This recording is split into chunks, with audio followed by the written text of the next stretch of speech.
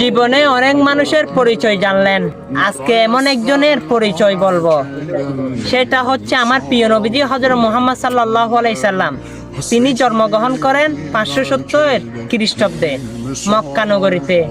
বংশ কুরাইশ, দাদা হচ্ছে আব্দুল মুত্তালিব, বাবা হচ্ছে আব্দুল্লাহ, মা হচ্ছে আমেনা, হচ্ছে আবু তালেব, দুধ মা হচ্ছে হালেমা, নানার নাম হচ্ছে ওয়াহাব জোহরি, নানির নাম হচ্ছে বুররা, ডাক নাম হচ্ছে আলামিন, মা নাম দেয় আহমেদ, আর আমার আল্লাহ নাম দেয় সিরাজাম মুনির, রহমাতাল্লিল আলামিন, মুদ্দাসির।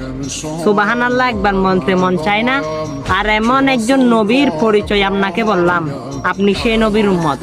অবশ্যই আপনার উপর দায়িত্ব হয়ে গেছে এই ভিডিওটা শেয়ার করে দেওয়ার জন্য, কারণ অনেকেই আপনার জন্য এই বার্তাটা শুনতে পারবে, আর আপনিও সোয়াবের অংশীদার হবেন, আর সেও সোয়াবের মালিক হবেন, আর কঠিন হাসরের দিনে সে নবীর সুপারিশ আপনিও পেয়ে যেতে পারেন।